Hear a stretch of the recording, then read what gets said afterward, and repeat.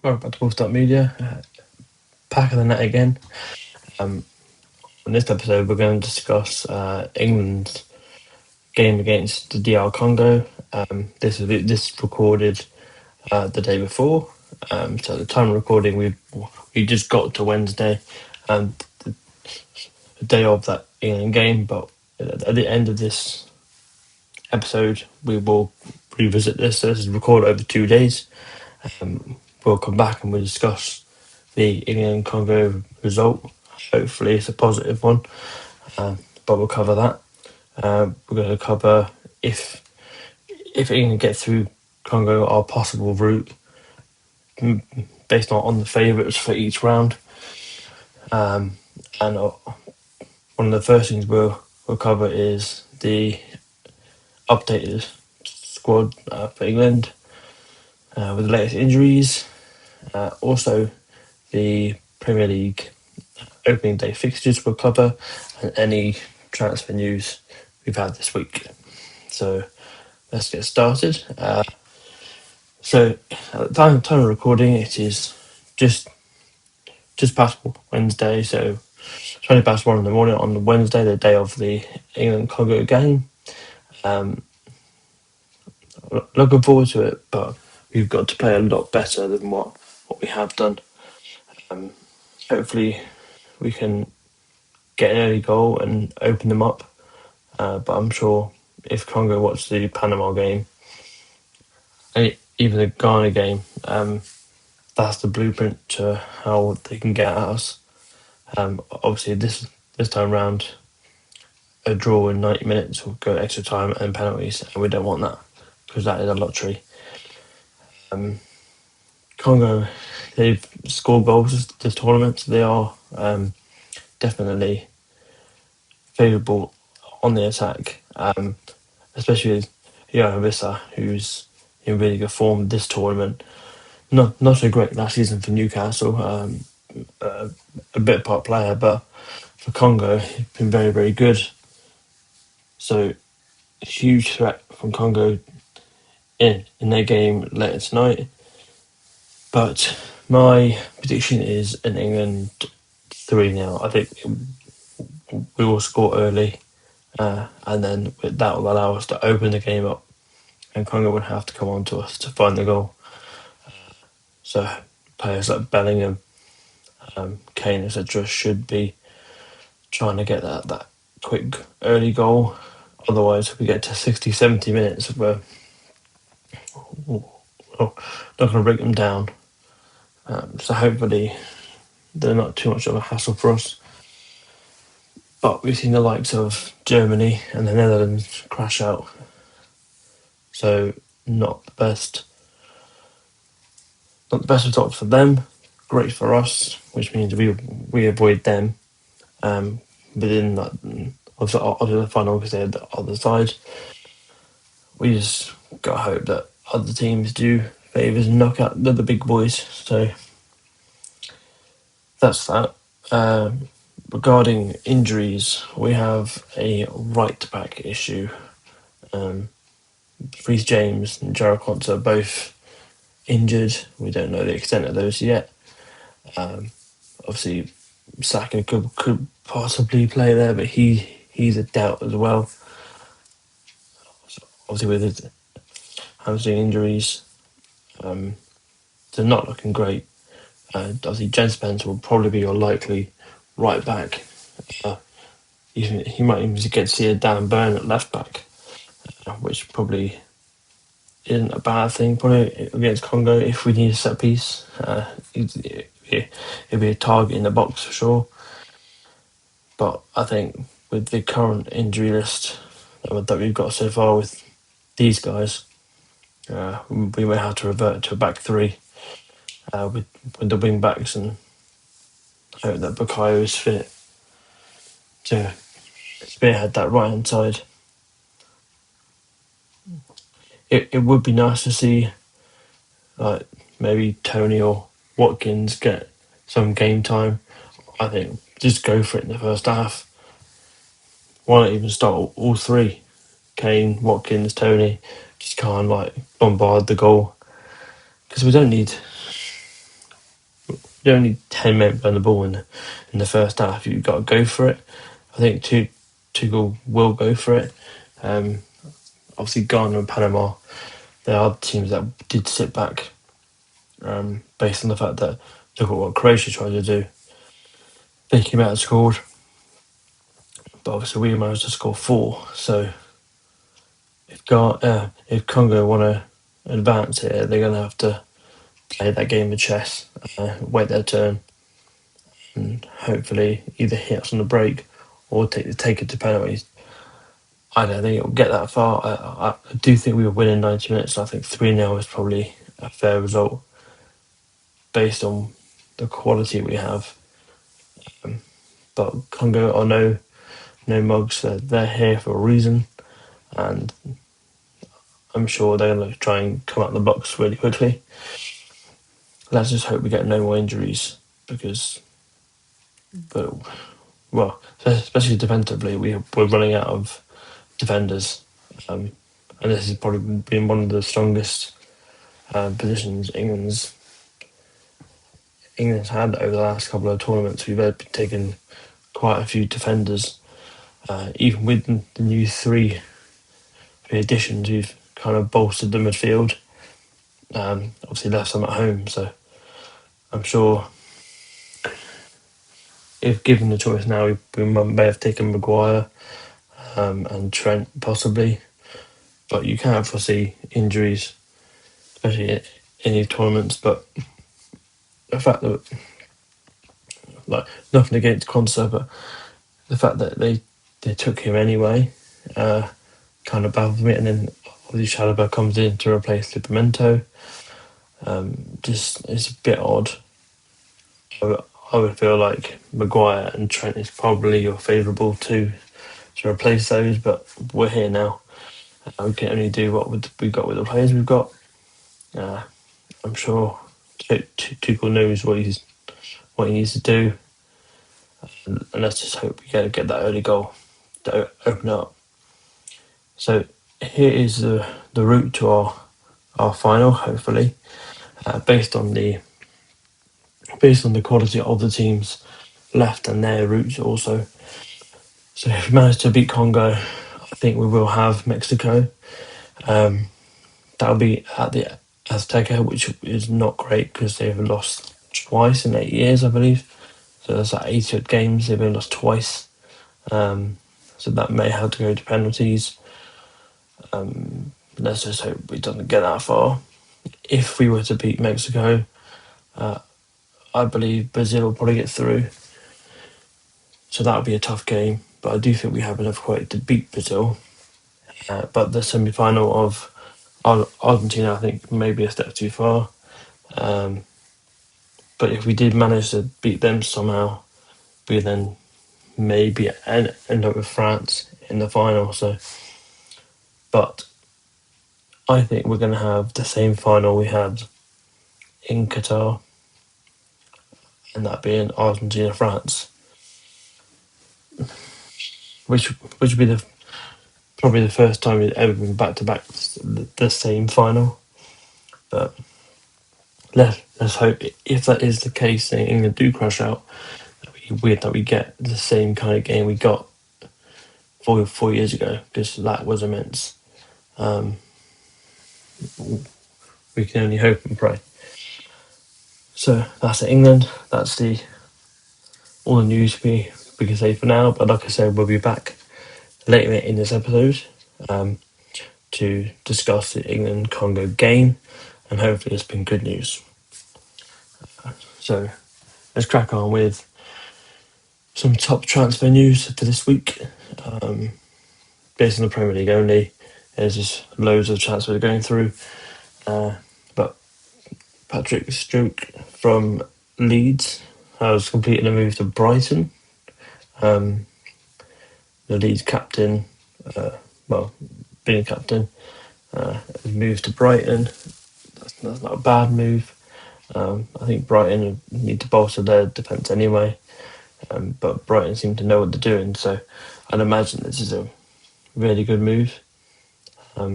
Leeds, now that they've survived one season in in the Prem. I'm sure they're going to bolster their attack and probably can guarantee him game time, maybe.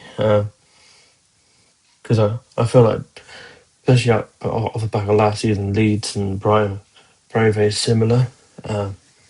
Brighton maybe have the better academy and a progression of player, but Leeds certainly did well at the back at the end of last season. You got Onyeka from Brentford has moved to Coventry. Again, it's Premier League experience for Coventry. I personally don't know much about Onyeka.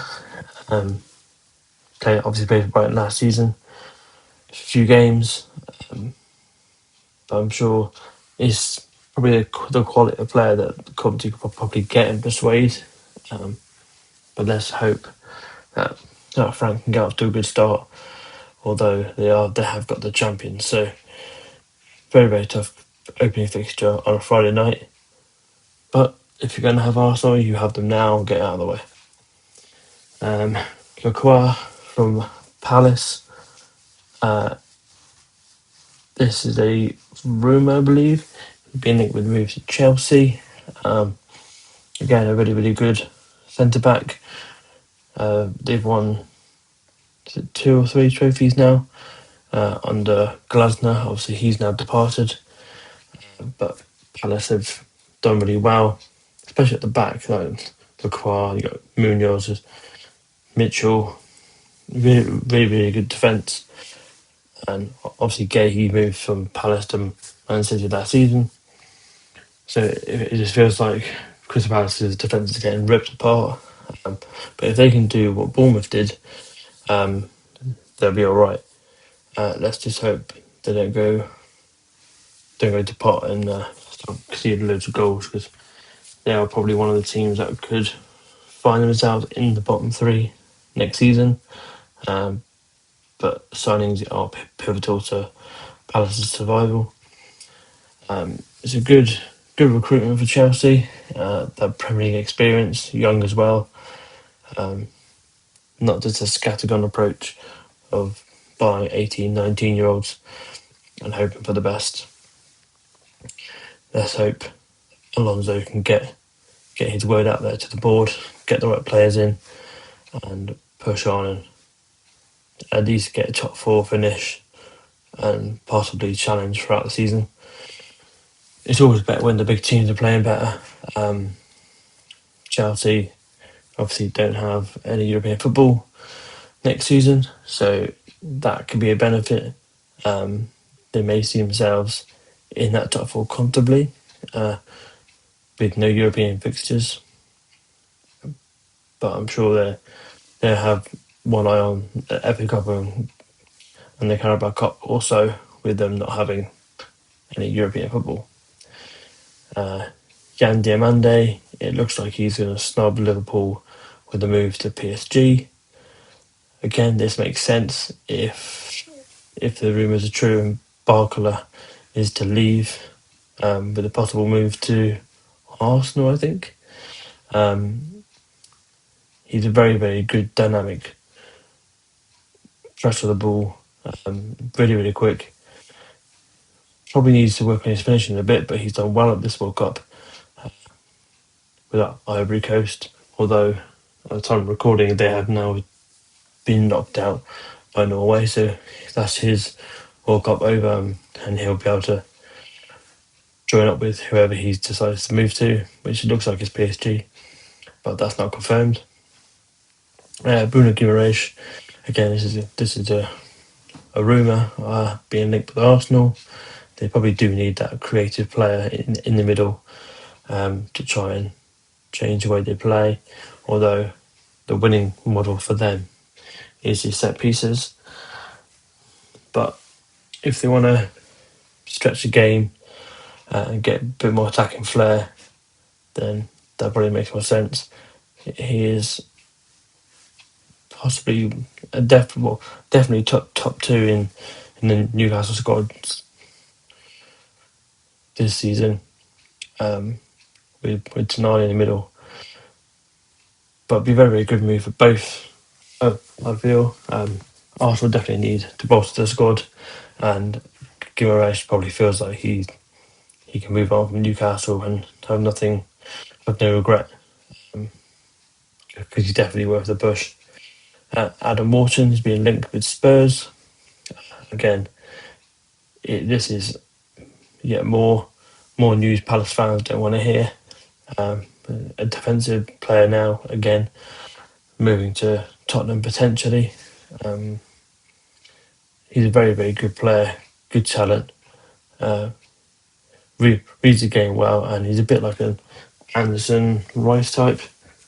So will only benefit Spurs going forward, especially with the likes of like Bentancur, etc., who are aging and players leaving as well.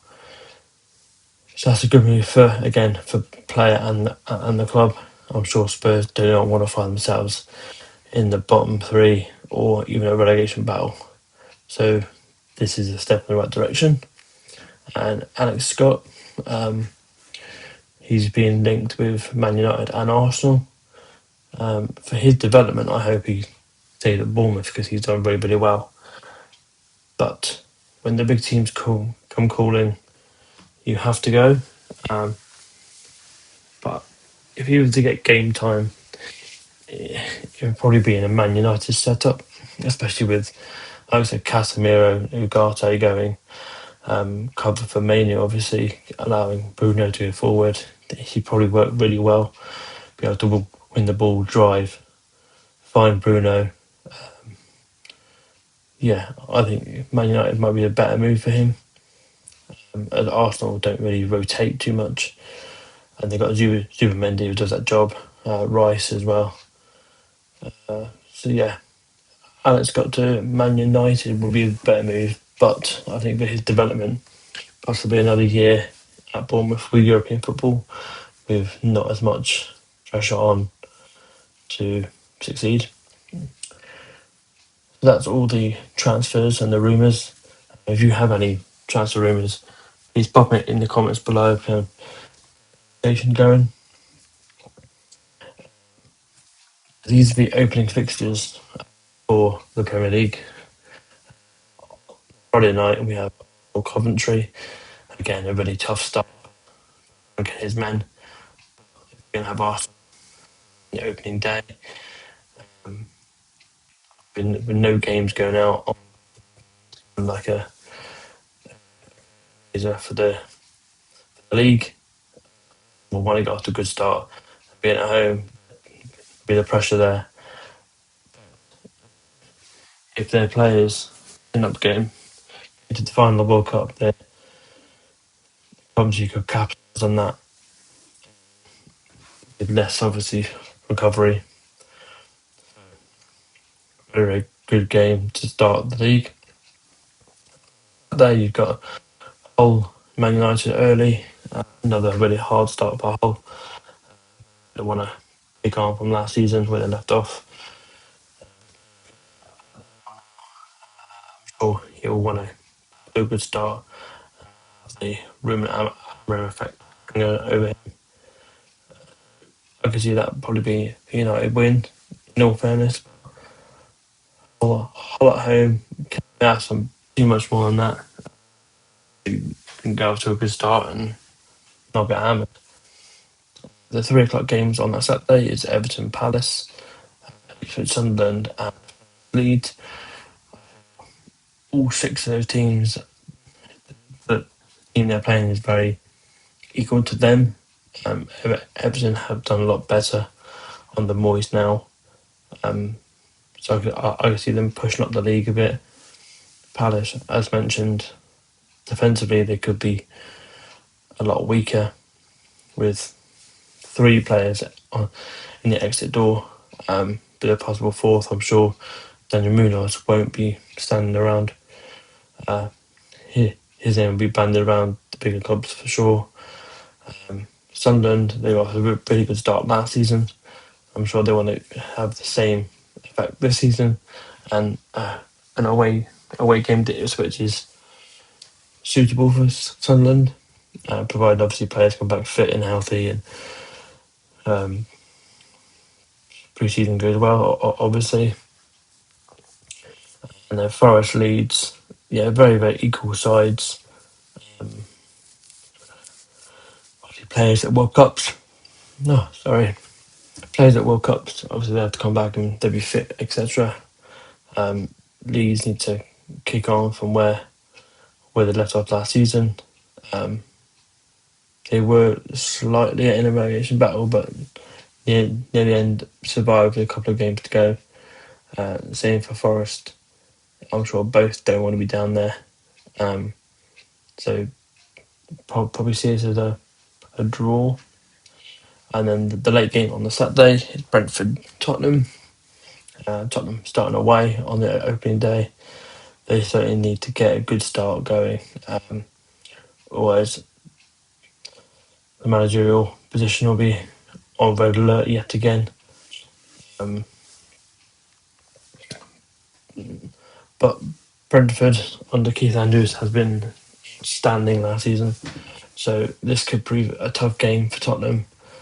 Let's just hope Brentford can maintain the momentum from last season and execute an early set of points throughout the season. Because despite a really, really good finish, I do worry about Brentford and the fact that they are a selling club. So let's hope Thiago can hang around, because that was the main reason for them finishing so well. But as a team, they were very, very good, very tight, organised. So Keith Andrews done a really, really good job there. Onto the Sunday, Brighton and Villa took each other on. Man City, Bournemouth, and Newcastle, Liverpool. Villa, I wonder if they can actually buy anyone again. They've had a couple of windows now where the net spend is zero, if not made money. It'd be nice if they were to bring in a few faces. They certainly deserve it, especially with their European exploits and victories. So they're now Champions League, which obviously proves very, very difficult, but a lot better than the Thursday nights. So that may benefit them. Brighton had a very, very poor up and down season. Maybe not done as good as they would have hoped, but they are very, very good. Really, really good team. A bit like the Brentford and the Bournemouth. They get the right recruitment in. They've done their homework, and I have no doubt that Brighton will have at least a mid-table finish next season, providing they keep the players and the manager. Man City start the campaign at home to Bournemouth. Bournemouth again might have a lot of change again. Players are wanted. Just shows you how good Bournemouth are with the amount of players that go through the exit door, and then obviously the replacements don't cost half as much. So it's a very, very good business model, good for the team, and obviously Bournemouth now have European football, so it'll prove very difficult. They have not been in that situation before, whereas Man City have. So this could be a tough season for Bournemouth. Obviously, this early on in game week 1, they wouldn't have had played Europe yet, so there could be a benefit. But once Europe starts, it's at 2 games a week, sometimes 3, and teams like Bournemouth, I think they're going to really stretch for quality and depth. But really good for them getting there. And then Liverpool travelled to Newcastle in the late game on Sunday. I'm sure the new Liverpool manager needs to get off to a good start. And as for the Newcastle fans, I'm sure most are still calling for Eddie Howe's head, but he's the best manager you're going to be able to get, and he is a good manager. It's just maybe not playing the players in the right positions or playing them at all. They need to find their strength and work on that. But with the likes of Tonali, Guimaraes, possibly moving on, they're going to have to go out and find replacements for those, which doesn't come cheap. And obviously, Premier League experience would be beneficial. I'm not sure Newcastle have the funds for that, so we'll have to be from abroad, and it's very difficult to get up to scratch in the Premier League in such a short time frame, especially after a World Cup. But watch this space. I'm sure we'll see a couple of players from the World Cup that's done really well in the Premier League next season, as we always do. And then we end the weekend with games of Fulham, Chelsea. Chelsea need to get off to a flyer. They can't afford to go through games without any points because, again, Chelsea don't hang around. They're going to want Alonso to get off to a really, really quick start. Fulham, they've lost Harry Wilson now to Leeds, who's been a talisman last season. I don't know where they're going to replace him from. I could see Chelsea doing well this season with no European football. I don't think they have the quality and depth. They certainly have the players and the depth, but not enough experience and raw quality. But without that European football, they should be looking at a minimum fourth Champions League football next season, basically. So there we have it. That's the opening weekend of the Premier League. That's it for another episode of Back of the Net. For content reasons, please do leave any questions, anything we can discuss, anything, maybe even a little quiz. We're going to go through the Trivia Tuesday answers next. And then, as promised, we'll be viewing the England Congo game later tonight. So I'll be back for that. But in the meantime, the answers to the quiz. So we have to, for the last 10 managers to win the World Cup. Here they are. So number 1. So going back from 2022 backwards. So obviously Argentina won 2022 in Qatar. And then Deschamps won in France, and that was in Russia. Joachim Low won in Germany in 2014. 2010 South Africa was won by Vicente Del Bosque of Spain, who were awesome in that tournament. Marcelo Lippi won it for Italy in 2006. Luis Felipe Scolari for Brazil in 2002. Aimé Jacquet for France in 1998. Carlos Alberto Pereira for Brazil in 1994. Franz Beckenbauer for West Germany in 1990. And Carlos Bilardo for Argentina in 1986. So well done if anyone got all of those. The journeyman now is this player plays for Beerschot, Willem II, AZ Alkmaar, Fulham, Tottenham, and then Guangzhou RNF. This was, the clue for this was a powerful midfielder known for his composure, ball control, and strength. He was a key figure for both club and country. This was Moussa Dembele. So whoever got that, congratulations. A little harder this week, but the Premier League teams may have done you a favour. The stadium now. This is iconic back when they first came to the Premier League, because they did originally only have 3 stands. But since then, they have done amazing. Their progression has gone through the roof. Excuse the pun. Obviously, they don't have roofs, but I think they're planning on probably building another stadium at some point. But this was Bournemouth, the Vitality Stadium. And as for the badge, this was a concept badge, completely at random. It kind of tells you what team it is, But for anyone who didn't know, this was Fulham. Very similar for the pictures, but yeah, very, very good if you got them. So that's it. That's it for the quiz.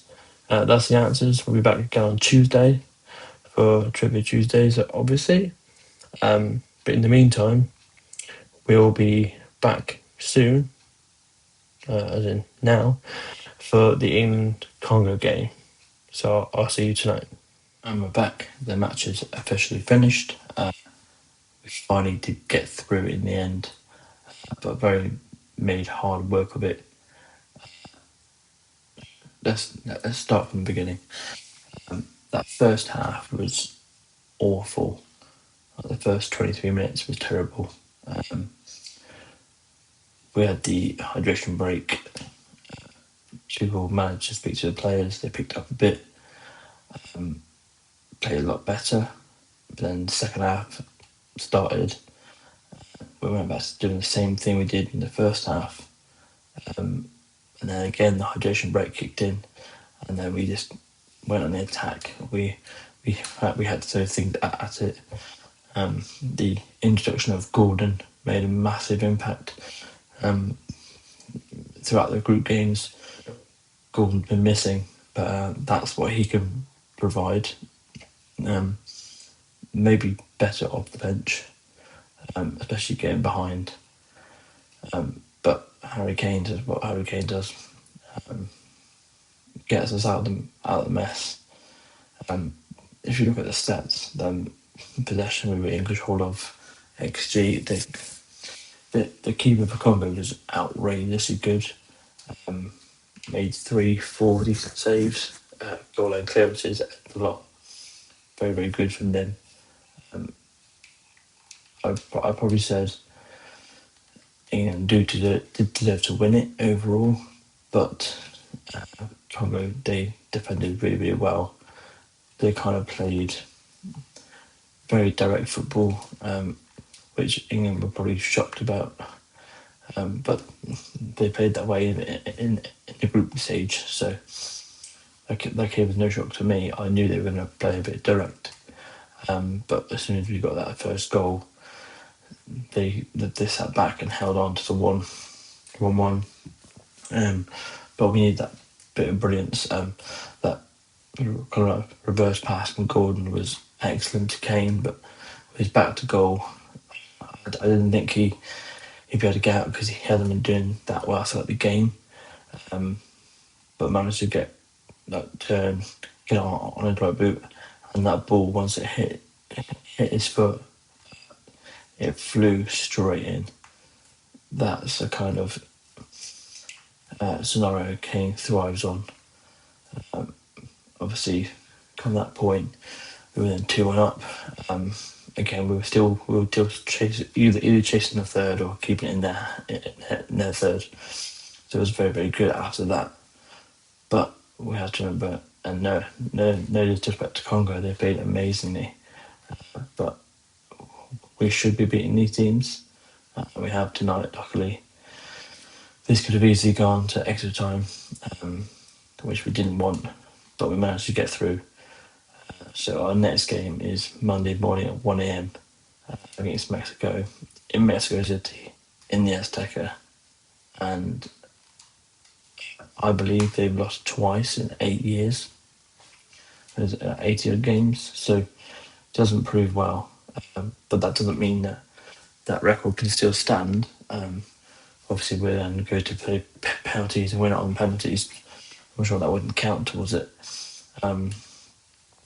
But we definitely played better when Gordon came on, whether that's because the opposition were tired. But if that's the way we're going to play it, that's the way we have to play it. Our wingers seem to be most involved. When they're not playing to the top level, that's when we struggle. Defensively, really bad. I think the not taking Maguire was probably a bad shout. But you couldn't foresee injuries to likes of James and Quansah, and and Stones not being fit. You couldn't foresee that. So, but Spence did okay tonight, but got exploited on that right hand side. I didn't think he was his fault for the first goal. I felt like Gay could have possibly fought back into that position with the guy on the left wing being marked by Spence, but it just seems that everyone's on Spence's case about it. Pickford should have definitely done better at the near post. We know goals like that do happen, but he needed to do better there, and I'm sure he felt the same way after his response. But overall, England got the job done. We do it the England way, the hardest way possible. But we got a really, really big test on Monday morning. Let's hope we can break that streak. Just have it 90 minutes would be lovely. But if we have good penalties, I'm sure we're ready for that. It would have been nice to see like Watkins and Tony come on. Something a bit different. But I'm sure, should we get to the point where we need a goal or two, they'll come on. Obviously didn't bring them on 75 minutes in this game, but possibly in a bigger game if we were to go down. But so through like for Germany, Netherlands, they're out. Makes it slightly easier for us. Mexico is going to be a tough game. Let's just hope we are getting ready for that. And let's hope that teams like Austria can go and do one over on Spain, and hopefully Portugal can have a hiccup also. That's the kind of thing we're looking for. And if all else fails, maybe Cape Verde might pull off a shock defeat to Argentina, but that's not going to happen. So there we have it. That's the England game sorted. Another one in the bag. We can all breathe now. Make sure you have Monday off for anyone watching the game, because it's going to be a late one. Obviously, enjoy the game, stay safe, and let's hope when we come back next week that we will be in the next round. Fingers crossed. Thanks again for watching, and we'll see you next week.